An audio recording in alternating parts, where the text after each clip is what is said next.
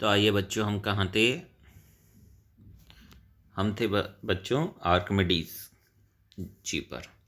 तो मैं रवि कुमार फिर से आपका स्वागत करता हूँ महाकाली क्लासेस में। तो चलिए पढ़ते हैं। यूनान का प्रभुत व्यक्ति आर्किमिडीज ही वो पहला व्यक्ति था जिसने पाई के दशमलव इशारे में अंकों को अभिकलित किया था। उसने यह दिखाया था कि 3.140845 लेस देन इक्वल टू है वो से लेस देन है पाई से, और ये पाई किससे लेस देन है? 3.142857। ठीक है। आर्यभट्ट ने, जो एक महान भारतीय गणितज्ञ और खगोलविद थे, 4 दशमलव स्थानों तक शुद्ध पाई का मान ज्ञात किया था। ठीक है। उच्च चाल कंप्यूटर और उन्नत कलन विधियों का प्रयोग करके 1.24 ट्रिलियन से भी अधिक दशमलव स्थानों का पाई का मान अभिकल्पित किया जा चुका है। अब हम क्या करेंगे? 1/7 और 2/7 के बीच एक अपरिमेय संख्या में बतानी है। ठीक है। तो आप जब देखोगे 1/7 को तो इस तरीके से आएगा 0.142857 बार, मतलब ये बार बार रिपीट होता जाएगा। हम सरलता से परिकलित कर सकते हैं 2/7, वो भी उसमें भी यही होगा कि आप दोगे तो उससे 0.2857 ये अपने आप होता जाएगा। 1/7 और 2/7 के बीच की एक अपरिमेय संख्या ज्ञात करने के लिए हम एक ऐसी संख्या ज्ञात करते हैं जो दोनों के बीच स्थित हो। ठीक है। स्थित अनवसानी अनावर्ती होती है। इस प्रकार को आप अपरिमित रूप से अनेक संख्या ज्ञात कर सकते हैं। अब निम्नलिखित भिन्न को दशमलव रूप में लिखिए और बताइए कि प्रत्येक का दशमलव प्रसार किस प्रकार का है। सिंपल से आप निकाल दोगे आराम से, कुछ नहीं हो तो मुझसे पूछिएगा। आप जानते हैं कि ये 0.142857 वास्तव में लंबा भाग दिए बिना क्या आप यह बता सकते हैं कि 2/7, 3/7, 4/7, 5/7, 6/7 के दशमलव प्रसार क्या हैं? यदि हाँ तो कैसे? 1/7 का मान ज्ञात करते समय शेषफलों को अध्ययन सावधानी से कीजिएगा। ठीक है। तो इसे करके देखना, फिर हम करेंगे। अभी हम बाद में हम बच्चों अपनी इस क्लास में सारे सवाल निकालेंगे। ये कोई भी सवाल एनसीईआरटी का रहेगा नहीं आपका। ठीक है। अभी हम क्या कर रहे हैं? अभी हम केवल उसका इंट्रो पढ़ रहे हैं। तो आइए, संख्या रेखा पर वास्तविक संख्या का निरूपण। पिछले अनुच्छेद में आपने यह देखा कि किसी भी वास्तविक संख्या का एक दशमलव प्रसार होता है। इसकी सहायता से हम इस संख्या को संख्या रेखा पर निरूपित कर सकते हैं। कैसे करते हैं? देखिए, मान लीजिए कि हम संख्या रेखा पर 2.665 का स्थान निर्धारण करना चाहते हैं। ठीक है। 0, 1, 2, 3 माइनस का 1, 2, 3। हम जानते हैं कि 2 और 3 के बीच यह संख्या स्थित है। आइए हम 2 और 3 के बीच संख्या के भाग को ध्यानपूर्वक देखते हैं। मान लीजिए कि हम इसे 10 बराबर भागों में बांट देते हैं। 2 से 3 को हमने क्या करा? 10 बराबर भागों में बांट दिया। तो 2, 2.1, 2.2, 2.3, 2.5, 2.6, 7, 2.7 तो इस तरीके से आ जाएगी। ठीक है। अब इस भाग के प्रत्येक बिंदु को अंकित करते हैं, जैसा कि चित्र 1.11 इसमें दिखाया गया है। ठीक है। जैसे इन्होंने कर रखा है ये। अब तब 2 के दाई ओर का पहला चिन्ह 2.1 को, फिर 2.2 को इस तरीके से करता जाएगा। अब क्या होता है? 2 और 3 के इन विभाजन बिंदुओं को देखने में कुछ कठिनाई का अनुभव हो सकता है। इन्हें स्पष्ट रूप से देखने के लिए आप जब आप यहाँ देखोगे तो कुछ कठिनाई होगा, तो आप इसे स्पष्ट रूप से देखने के लिए ना क्या करोगे? आप आवर्धन शीशे का प्रयोग करोगे। ठीक है। और 2 और 3 के बीच के भाग को आराम से देख सकोगे। अब क्या होगा? ये वैसा ही दिखाई पड़ेगा जैसा कि आप इन्हें आकृति में देखते हो। 2.6 और 2.7 के बीच 2.665 स्थित है। ठीक है। तो क्या होगा? अतः आइए हम 2.6 और 2.7 के बीच के भाग पर अपना ध्यान केंद्रित करते हैं। ठीक है। अब इसे पुनः 10 बराबर भागों में बांट दीजिए। किसे? 2.6 और 2.7 को। फिर उसमें से आप ले लीजिए। हम इस पुनः 10 बराबर बांटे चिन्ह 2.61, 2.62 इस तरीके से को निरूपित करेगा, दूसरा टर्म 2.62 को निरूपित करेगा, और हमें कितना चाहिए? ठीक है, आदि। इसे स्पष्ट रूप से देखने के लिए हम इस आकृति में फिर विभाजित कर देंगे। जैसे ये था तो 2.66, 2.61, 2.62, 2.60 इस तरीके से। अब इतने से को भी डिवाइड कर दिया तो ये आ गया आपका 2.67, और हमें कितना दिखाना है बच्चों? यही दिखाना है।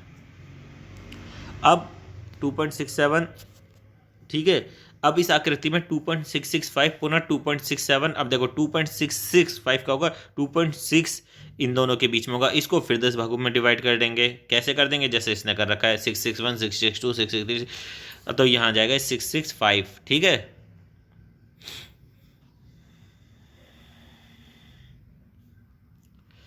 तो एक आवर्धन शीशे की सहायता से संख्या रेखा पर संख्याओं के निरूपण को देखने के लिए प्रक्रम को उत्तरोत्तर आवर्धन क्रम, प्रोसेस ऑफ सक्सेसिव मैग्निफिकेशन कहा जाता है। ठीक है। ये प्रोसेस क्या की जाती है भैया बच्चों? ये कही जाती है उत्तरोत्तर आवर्धन प्रक्रम। इस तरह हमने ये देखा कि पर्याप्त रूप से उत्तरोत्तर आवर्धन और 7 दशमलव वाले प्रसार वाली वास्तविक संख्या रेखा पर स्थित को स्पष्ट रूप से देखा जा सकता है। आइए अब हम संख्या रेखा पर अनवसानी आवृत्ति दशमलव प्रसार वाली एक वास्तविक संख्या की स्थिति को देखने का प्रयास करते हैं। एक आवर्धन शीशे से हम उपयुक्त अंतरालों को देख सकते हैं और उत्तरोत्तर आवर्धन करके संख्या रेखा पर संख्या की स्थिति को देख सकते हैं। अब क्या हुआ, 5 दशमलव स्थानों तक 5.377 तक इतना 5.37 बार का निरूपण कीजिए। वही जैसे हम पीछे करता है वैसे इसमें आप करते रहोगे।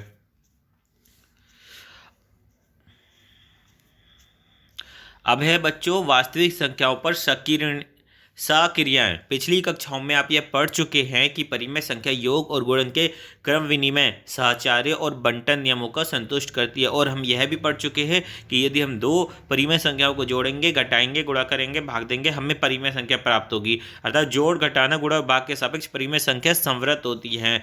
या हम यह भी देखते हैं कि अपरिमेय संख्या भी योग और गुणन के क्रम विनिमय, साहचर्य और बंटन नियमों को संतुष्ट करती है, परंतु अपरिमेय संख्याओं के योग, अंतर, भागफल और गुणनफल सदा अपरिमेय नहीं होंगे। ये ध्यान रखना। उदाहरण के लिए जब √2 में से 2 जाएगा तो क्या होगा, √3 हो जाएगा और ये हो जाएगा 1। आइए अब ये देखते हैं कि जब एक परिमेय संख्या में अपरिमेय संख्या आप जोड़ेंगे और एक परिमेय संख्या को एक अपरिमेय संख्या से गुणा करेंगे तो क्या होगा। आपने क्या करा, 2, ये वही पद, ठीक है। आपने क्या करा, √3 एक अपरिमेय संख्या, तो 2 + √3, 2√3 क्या है, क्योंकि √3 एक अनवसानी अनावृत्ति दशमलव प्रसार है, इसलिए यही बात है कि 2 + √3 और 2√3 के लिए भी सत्य है। जांच कीजिए अपरिमेय संख्या है या नहीं। ठीक है, ये सभी क्या है, अनावृत्ति दशमलव है, और अभी ये सभी क्या है, अपरिमेय संख्या।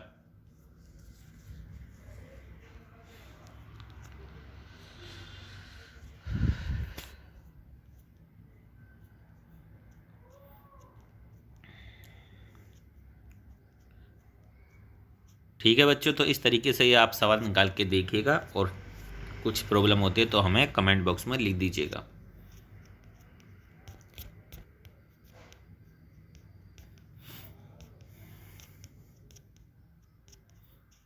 देखो अब जैसे ये होता है, ये कहता है कि इसको जोड़िए, तो आप इस जो 2√2 + 5√3 √2 - 3√3, तो आप क्या करोगे, ये √2 वाले एक जगह हो जाएंगे, तो आप ये आपका जुड़ गए, ये हो गए 3√2 और ये 5√3 और ये 3√3, तो ये क्या बचेगा, 5 में से 3 गए 2 और ये √3 का √3 रख देंगे, तो हमारा आंसर आ जाएगा ये। अब इनको जब गुणा करेंगे तो √5 एक जगह गुणा हो जाएगा, तो 6 × 12 × 5 = 60 हो जाएगा। उसके बाद जब इसे आप करोगे तो क्या होगा, क्या होगा, इससे हम √15 को लिख सकते हैं √3 × √5 और 2/√3 है ये हमारे पास, तो √3 से √3 कट गया, 2 चौका 4√3। अब बच्चों और क्या था इसमें ये था, इन उदाहरणों से आप तथ्य के होने की आशा कर सकते हैं। एक परिमेय संख्या और एक अपरिमेय संख्या को जोड़ या घटाना अपरिमेय ही होगा।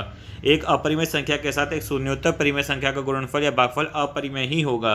यदि हम दो अपरिमेय संख्याओं को जोड़े, घटाए, गुणा करें, एक अपरिमेय संख्या को और दूसरी अपरिमेय संख्या को, ठीक है, तो परिणाम परिमेय या अपरिमेय कुछ भी हो सकता है। ये जरूरी नहीं कि अपरिमेय अपरिमेय करेंगे तो अपरिमेय ही प्राप्त हो हमें।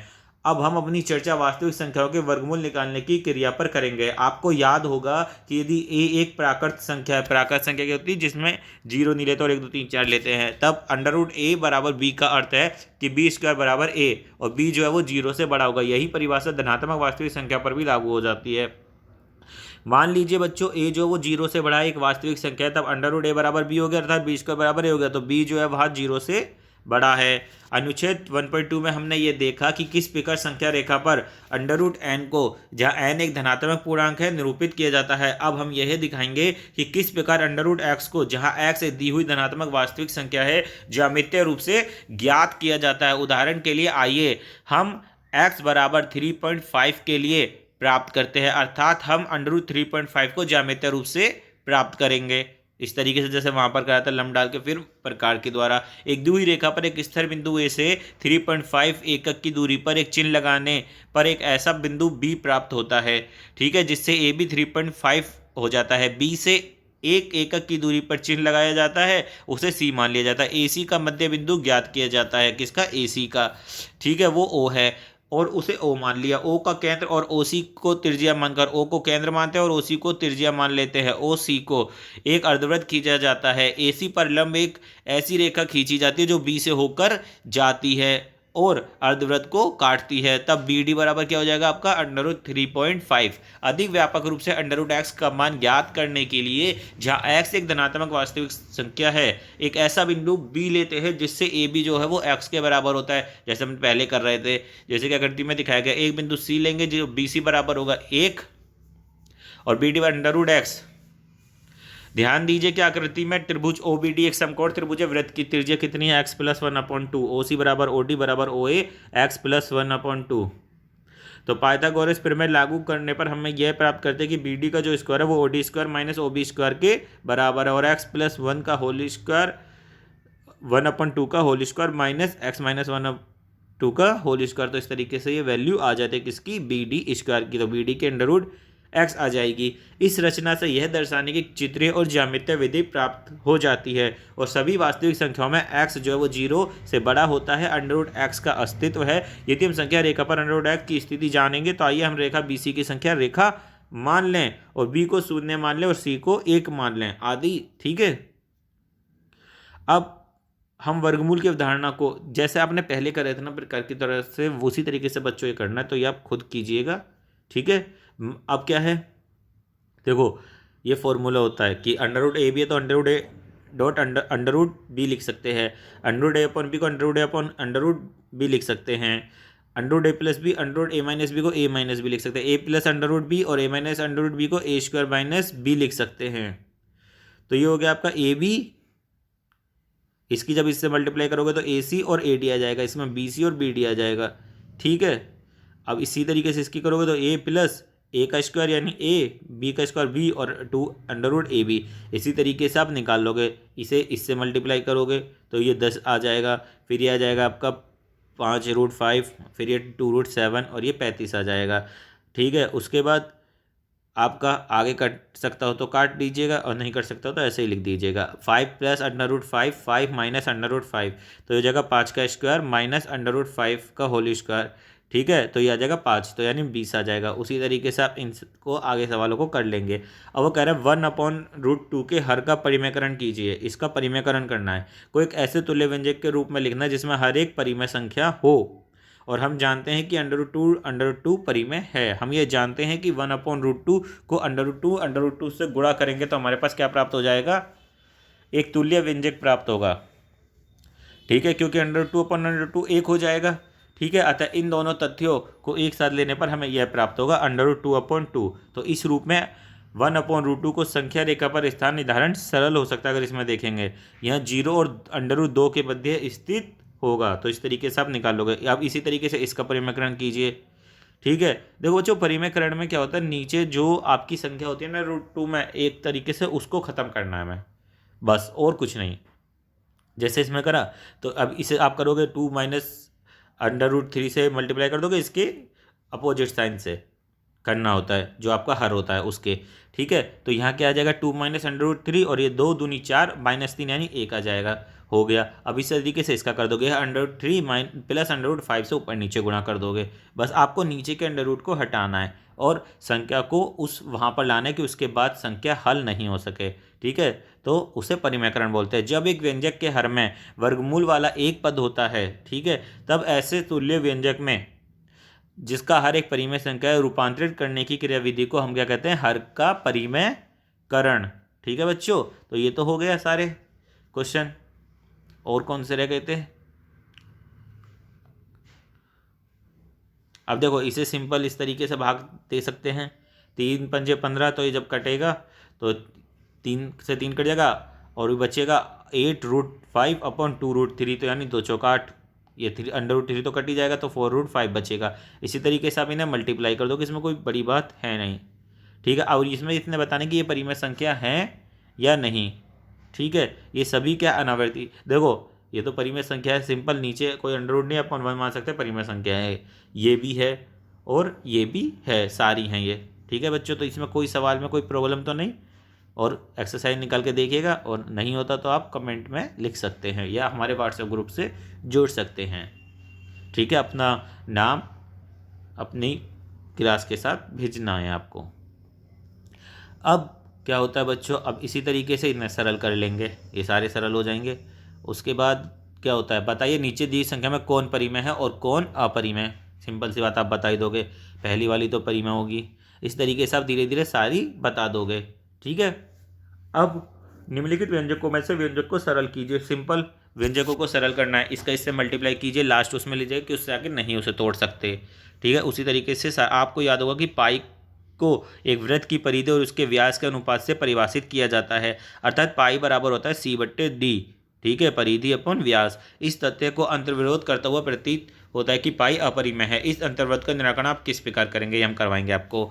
संख्या रेखा पर √9.3 को निरूपित करना होता है, कर देंगे। निम्नलिखित के हरों का परिमेयकरण, वही है नीचे से √ हटाना है बस, और कुछ नहीं करना। और आपको वही है कि नीचे वाली संख्या को ऊपर नीचे मल्टीप्लाई कर दो, अगर प्लस में हो तो माइनस का कर दो, माइनस में हो तो प्लस कर दो। क्या आपको याद है कि निम्नलिखित का सरलीकरण किस प्रकार करते हैं? सिंपल सी बात है, सब पता है, ठीक है। आप इसे कैसे, या तो 17 की पावर 2 + 5 यानी 7 लिख सकते हो, या मल्टीप्लाई करके लिख सकते हो। उसी तरीके से अब इसका ऊपर आप निकाल दोगे। क्या आपने निम्नलिखित उत्तर प्राप्त किए? बिल्कुल। अब हमें इससे क्या मिलेंगे कि ये यहाँ पर क्या होता है, ए को आधार मानिए और एम और एन को घातांक मानिए, तो क्या हमें प्राप्त होगा a⁴m.a⁴n, तो वो जुड़ जाएंगे, m+n हो जाएगी। a_m_n है तो वो भी a_m_n हो जाएगी। देखो जब ऐसे डॉट में है अलग अलग तो प्लस होगी, और जब ऐसे है तो मल्टीप्लाई होगा। am/n a⁴m/a⁴n तो बन जाएगा m-n, भाग में होते हैं, यहाँ m जो होता है वो n से बड़ा होता है, ठीक है। ये am और bm ये a⁴m बन जाएगा। अब क्या होगा बच्चों, इसी तरीके से सवाल को हल कर लोगे, ठीक है। तो बच्चों आज के लिए इतना ही काफ़ी है, ठीक है। अब ज्ञात कीजिए, सब आप ज्ञात कर लेंगे, कोई बड़ी बात नहीं है ये।